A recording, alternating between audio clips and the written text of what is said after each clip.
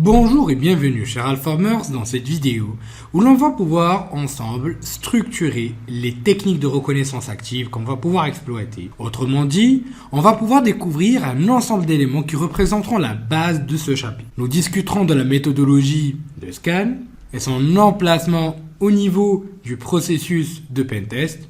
Nous reverrons quelques bases réseau ainsi que les techniques ou la technique de base qu'on va pouvoir dériver au niveau des différents scans.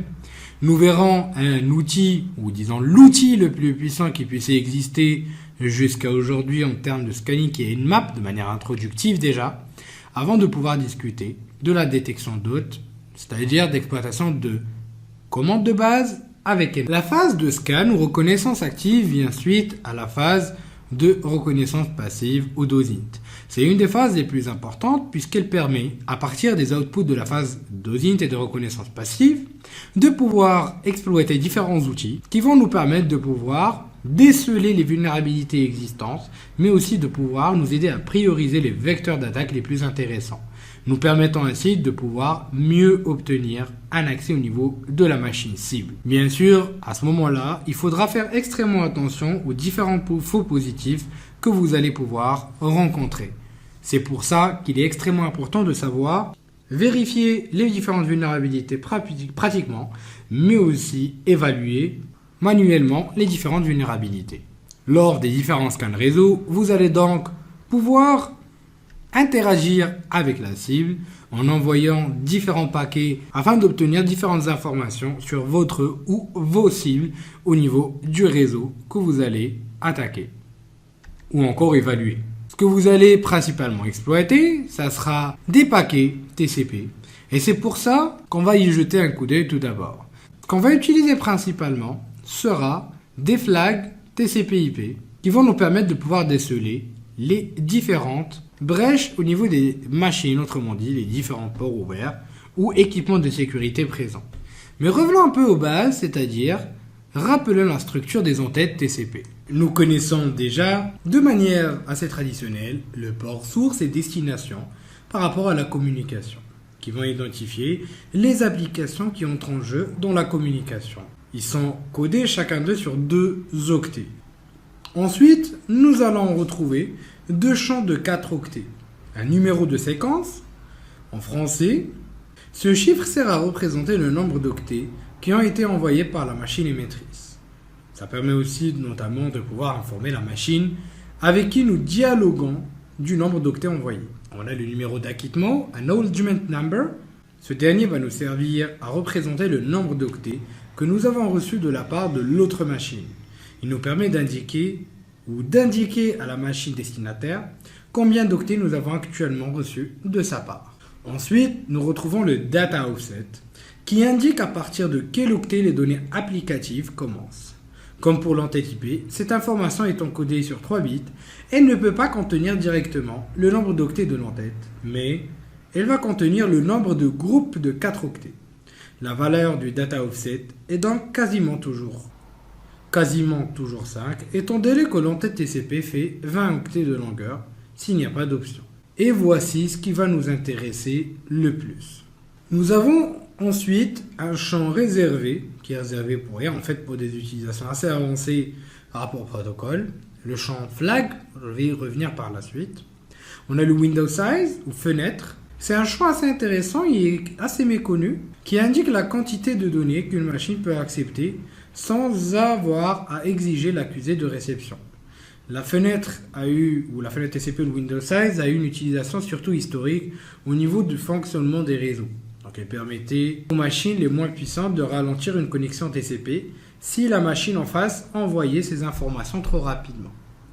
On a aussi le checksum qui permet de pouvoir déterminer la valeur d'intégrer, ou c'est une valeur qui représente une valeur nous permettant de vérifier l'intégrité des paquets envoyés, et l'urgent pointer qui est un pointeur sur les données urgentes qui va être utilisé si le flag urge est positionné et va indiquer dans ce cas jusqu'à quel octet vont les données urgentes. Ce qui va être principalement utilisé dans des qualités de service ou lorsqu'on a besoin d'une qualité de service assez importante, notamment dans des applications comme de la VoIP ou d'autres vecteurs d'exploitation prioritaires. Ensuite, on revient à la partie flag. Donc on a un ensemble de flags qu'on va pouvoir récupérer, qui peuvent être sous format d'un flag urge, hack, push, reset, sync et fin. Le champ urge indique que le champ pointeur de données urgente est utilisé si jamais ce dernier est à 1. Le champ hack, pareillement, c'est le numéro de séquence pour l'acquittement. Et il est codé aussi sur un bit. Le champ push indique au récepteur de délivrer les données à l'application et de ne pas attendre le remplissage des tampons. Le reset, quant à lui, demande la réinitialisation de la connexion. Le paquet SYN ou le paquet de synchronisation va indiquer la synchronisation des numéros de séquence. Quant au paquet, quant au flag fin, il va indiquer la fin d'une transmission.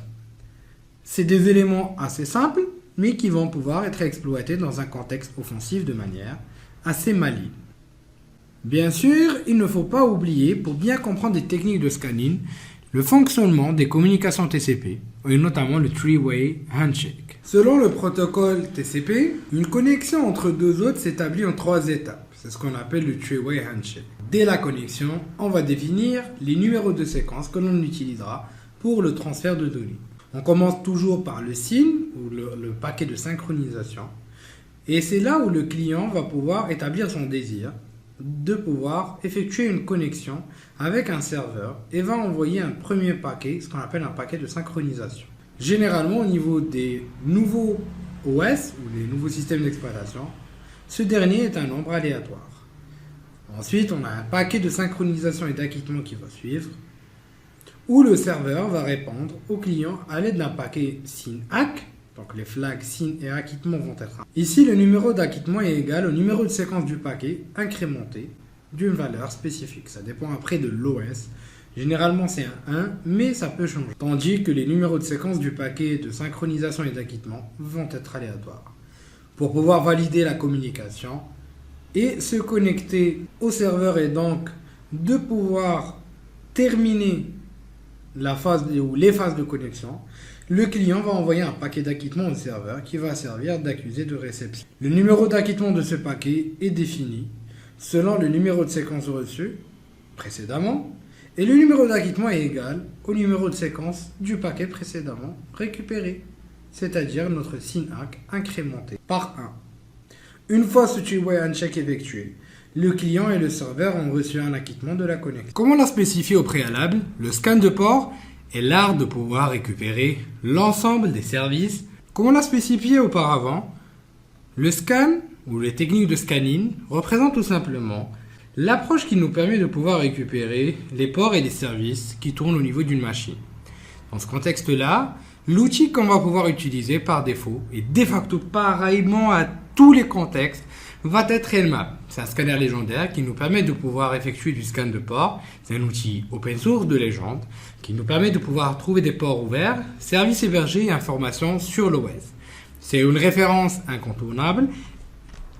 Et d'ailleurs, nous allons pouvoir découvrir un de ces modules les plus avancés qui va représenter le scripting dessus grâce à ce qu'on appelle le Nmap Scripting Engine. Il existe aussi une version graphique dessus qui s'appelle ZenMap. À prendre en considération que le scanning représente une approche offensive qui est détectable par la plupart des centres, que ce soit les centres de détection ou encore de prévention d'intrusion, firewall ou autres solutions de sécurité.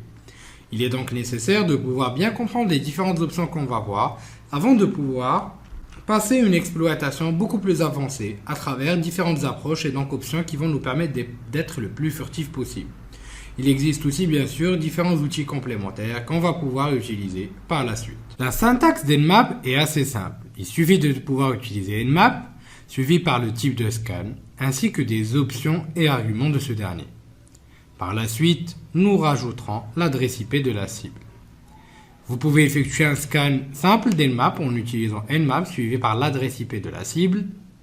Bien sûr, cette cible peut être une adresse IP spécifique, un ensemble d'adresses IP dans un sous-réseau, un masque ou une adresse de sous-réseau plus un masque, ainsi qu'un petit range ou donc une tranche spécifique du réseau.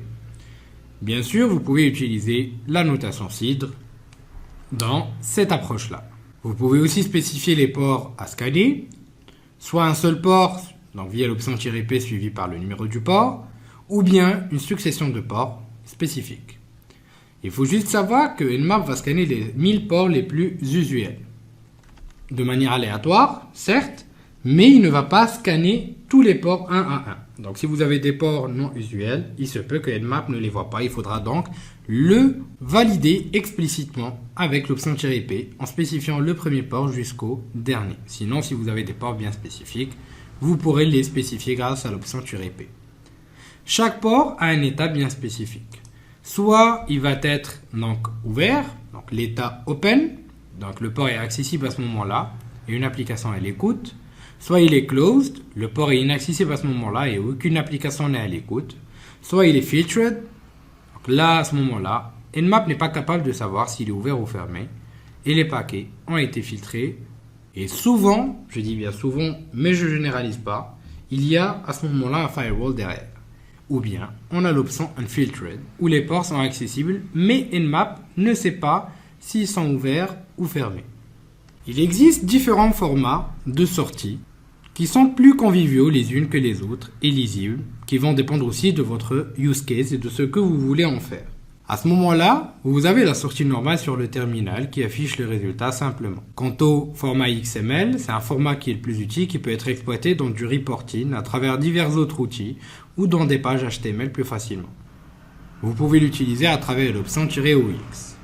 Quant au format Grapable, ça permet tout simplement de pouvoir récupérer un format de sortie qui peut être exploitable par le format ou par l'option, ou autrement dit par la fonction grep. Sans oublier le format Scripting qui est le plus simple d'entre tous. Il est similaire d'ailleurs à la partie interactive ou retour interactif, sauf qu'il va être traité de façon à mieux coller au style lit, AXA, donc c'est-à-dire avoir les lettres en majuscules, minuscules, mais ça ne sert pas vraiment à grand chose, mais bon, c'est sympa à connaître. À savoir juste qu'un petit point par rapport au format Grapable, ce format de sortie est assez ancien et commence à être, disons, abandonné. C'est le format XML qui est beaucoup plus puissant qui prend le dessus. Toutefois, le format de sortie Grapable reste toujours populaire parmi quelques utilisateurs. Et c'est un format simple qui liste chaque hôte en une seule ligne et peut être facilement traité grâce à l'outil, notamment ou la fonction grep.